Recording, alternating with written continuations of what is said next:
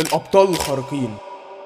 طبعا كلكم فاكرين ان مفيش حاجه على ارض الواقع اسمها ابطال خارقين. لا، انا جاي اثبت لك في الفيديو ده انك غلطان. اول بطل خارق في التاريخ طلع من بلاد النيل، ارض الحضاره، امي وامك وام الواد اللي بيتفرج ومش مشترك في القناه دوت، هي مصر.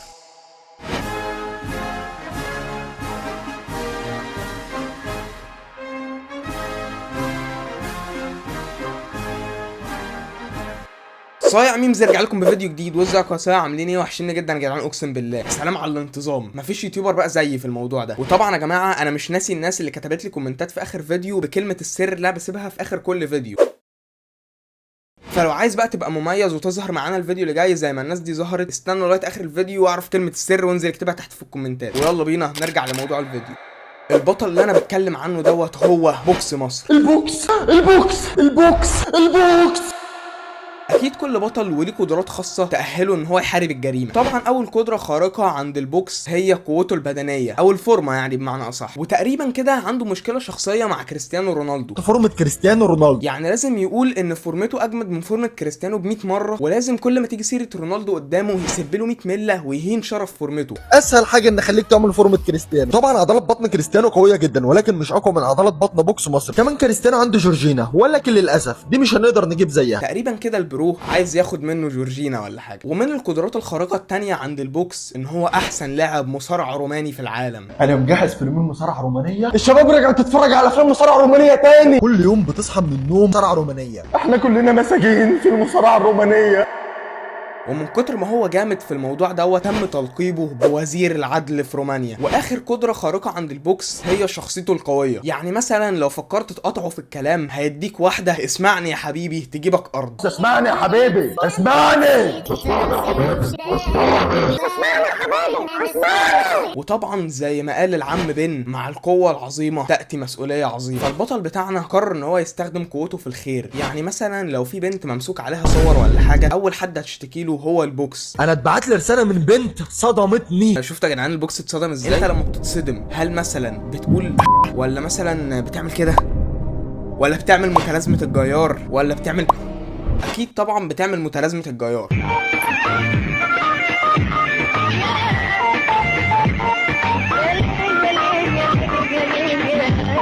طبعا الرجاله من الحاجات المميزه عند بوكس مصر السيت اب الجامد بتاعه. هو بيحط شلته على الارض وبيقعد كده بين حيطتين، ساند كتف على حيطه وظهر على حيطه، وقاعد بقى ايه يحارب الجريمه من السيت اب بتاعه. لقيت بنت بعتها رساله بتقول لي يا بوكس، انا كنت بكلم واحد من ورا اهلي وعشمني ان هو بيحبني وهيتجوزني، وفضل بعدها يطلب مني صور لجسمي، وانا للاسف بعت له، وهو دلوقتي بيهددني يا اما يعمل معايا علاقه يا اما هيفضحني بالصور دي. في بنت اسمها ملك عندها 19 سنه، انت كلمتها وفهمتها وعشمتها انك بتحبها وتبعت لك صور والى اخره. في الاخر دلوقتي انت بتبتز البنت بالصور وتقول لها لا اما تعمل معاها علاقه يا اما هتفضحها بالصور. اديني نص ساعه وهكلمك تاني. الو يا مازن، فاكرني؟ فاكرك انت اللي تابع ملك واغلط فيك انت كمان. يا جدعان بعد كل تقويه القلب دي الواد مثلا اخره هيبقى شبه فيليكس الفقدان. وجبته الاساسيه اندومي باللحمه. انت اسمك مازن احمد السيد، عندك 30 سنه، من الجيزه، من المنيب. تحب اقول لك الشارع اللي انت قاعد فيه كمان؟ وانا عاوز اقول لك على حاجه، ان اختك اسمها ندى في ثالثه كليه حقوق جامعه عين شمس. تحب بقى اعمل في اختك زي ما انت كنت عاوز تعمل في البنت الغلبانه؟ ايه ده بس وصلى على النبي. ما خدش في ايده غلوه على طول، هو قال له سنه واسمه واسم اخته وهي في كليه ايه وخلاص كده الواد جاب ورا. وبكده يا جماعه يبقى اول فيلن انتهى. طبعا يا جماعه البوكس دوت من اكتر 3 شخصيات جذابين في العالم.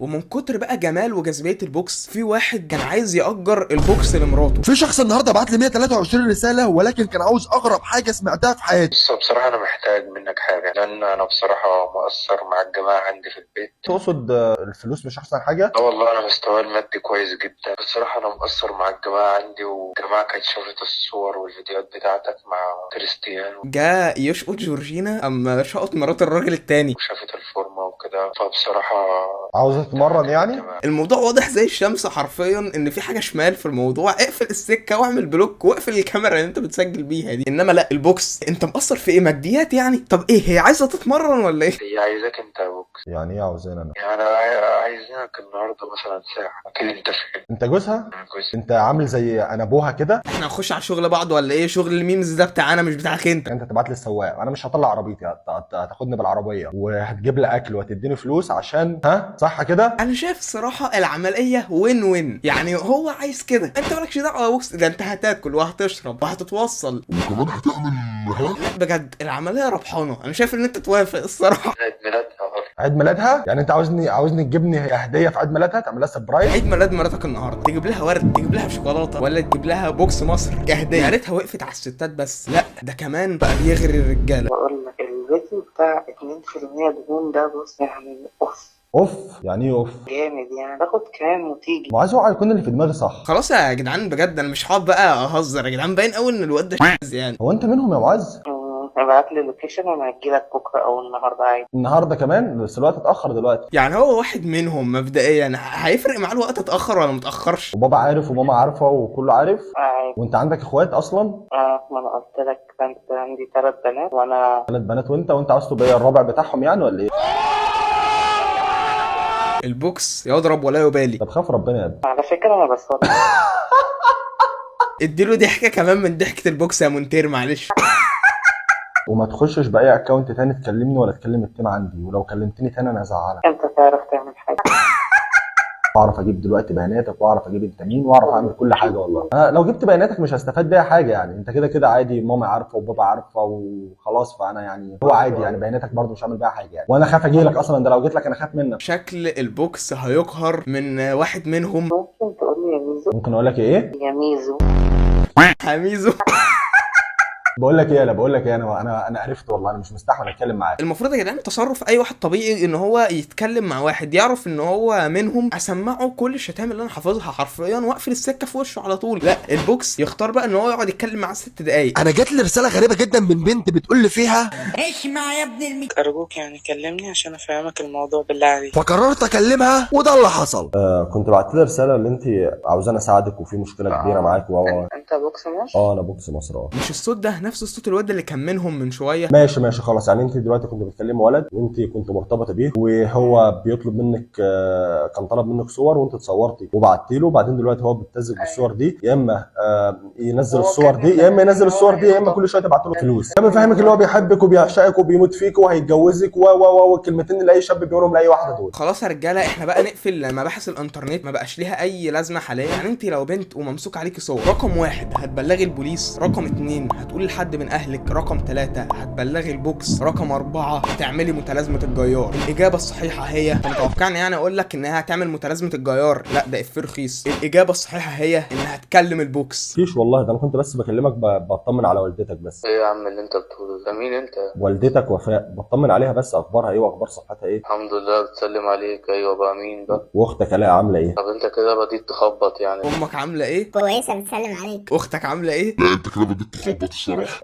اختك الاء مش مخطوبه صح؟ بالظبط. طيب تمام، انا كنت بكلمها وهي بعتت لي الصور، عاوز الشباب كلها تشوف الصور دي زي ما انا شفتها، عاوز الشباب تتمتع، اعمل ايه طيب؟ ليه بقى البنت الرناد الغلبانه اللي والدها متوفي الحمد لله على السلامه، ايه دخلك اصلا؟ اعتبرنا اي حاجه، بس انت لو ما كانتش بعتت لك الصور دي كنت انت ممكن احتمال كبير تخطبها وتتجوزها صح كده؟ هو كان بنسبه 100% كنت هخطبها، هي اللي استرخصت نفسها. كل البنات اللي بيكلموا البوكس دول ما بيتعلموش من زمايلهم. وهتعرف انا مين، بس ساعتها يبقى كلام الرجاله عبد الرحمن. انا من كلامك والله عرفت ان انت واد كويس، ولد جدع، وانت مش هتكلمها تاني، وهتوعدني انك مش هتكلمها تاني والله لاجلك. الفيلن الجديد فينيش.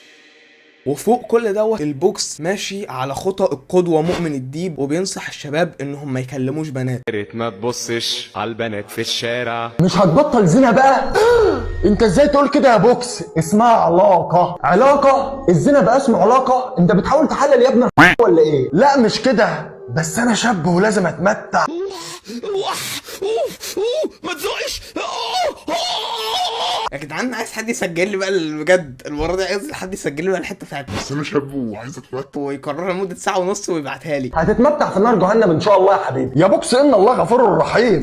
تمام، بس ان الله شديد العقاب برضه. عندك حق. وكمان بيحاول ينصح الشباب انهم يبعدوا عن عمل الفحشاء. البوكس فين؟ البوكس نام دلوقتي. اوف حلو قوي، انا مجهز فيلمين مصارعه رومانيه ومعايا الصابونه ومعايا المناديل، والسهره هتبقى للصبح. انتوا هتعملوا ايه؟ البوكس تقريبا هو رقابه المصارعه الرومانيه، يعني هو بقى المسؤول عن الموضوع دوت. لو البوكس نايم قضيها براحته، لو البوكس صاحي امنع بقى على طول. هستنى ايه؟ انا من جيل اتربى على افلام المصارعه الرومانيه. النهارده وانا قاعد بخلص شغل وبرد على العملاء بتوعي لقيت في شاب رن عليا اكتر من 230 مره في خلال اليومين اللي فاتوا، فقررت اكلمه ولكن اتفاجئت باللي قاله ليا. هتطلع بقى تقول لي انا والحديد انت انا دلوقتي مش عارف اعيش. دي يا جدعان مشكله الشباب كلها. طبعا يا جماعه محدش عارف يعيش دلوقتي بسبب ان كيس الاندومي الجامبو بقى ب 15 جنيه. طيب ايه اللي حصل؟ ايه المشكله يعني؟ خلاص ايه المشكله يعني؟ مشكله فلوس، مش لاقي شغل. مشكله كل الشباب بيمر بقى بكره، بعملها 12 مره في اليوم. كتير برضه يعني. انا باكل اندومي مره واحده في اليوم او ممكن مره كل يومين ثلاثه كده. بوكس بقى لما يبين بقى ان هو فين. بعد ما بفطر، بعد ما اتعشى، قبل ما انزل مع اصحابي. ده عامل جدول الضرب قبل ما يفطر وقبل ما يتغدى وقبل ما يتعشى وقبل ما ينزل مع اصحابه. هي دي مشكلتك ورنيت عليها اكتر من 230 مره عشان عندك المشكله دي. طب اقفل يا ابني اوف. لا بصراحه ذوقك حلو قوي. ايه رايك؟ رايي هي محتاجه راي. هتفرج واخش ارمي ولادي في الحمام وبعدين انام. اتفرج واخش ارمي ولادي في الحمام، بعد كده اروح انام بقى. هو حرفيا بيقول مصطلحات محدش في تاريخ ممكن يقولها، مهما كانت درجه سوءك انت استحاله تقولها. يعني ايه حد حياته تخلص وهو بيعمل كده؟ يعمل ايه؟ والله العظيم ما مصدق يا بوكس انا والله العظيم كل اللي اقول لك عليه ده حصل معايا بالحرف. انا من يومين دخلت على اخويا الاوضه لقيته مات، بس مش دي المشكله ان بعد ما مات مسكت تليفونه ببص على التليفون بتاعه لقيت ان هو شغل افلام مش كويسه. يعني ايه افلام مش كويسه؟ يعني زي الالماني وعبده موته وافلام السبكي والحاجات دي. ما قلنا 100 مره نسمع الفنان مؤمن الديب. هستناني انا من جيل اتربى على افلام السبكي وعبده موتة وانا البيت. هو ليه بيكلم البوكس حاليا؟ يعني ما خلاص اخوك مات، شيء مفروغ منه، البوكس مش هيحل لك حاجه. وبس كده يا رجاله يكون خلص الفيديو بتاعنا النهارده. طبعا يا جماعه انتم ملاحظين فرق كبير جدا يا جماعه في جوده الصوره وجوده الصوت وجوده المونتاج. وفوق كده يا جدعان انا مكثف فيديوهات، يعني دي اول مره في حياتي على اي قناه من اللي انا كنت عاملهم في حياتي ان انا انزل فيديوهات بالكميه دي. وكلمه السر اللي هتتكتب في الكومنتات عشان تظهروا معايا الفيديو اللي جاي هي مش عارف ليه بس هو ده اللي جه في دماغي. تنزل تحت في الكومنتات تكتب مفيش حاجه تيجي كده. بس كده اشوفكم في فيديو جاي. سلام.